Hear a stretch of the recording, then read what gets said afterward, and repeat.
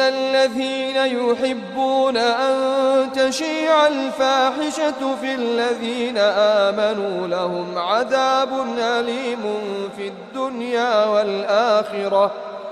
إن الذين يحبون أن تشيع الفاحشة في الذين آمنوا لهم عذاب أليم في الدنيا والآخرة والله يعلم وأنتم لا تعلمون.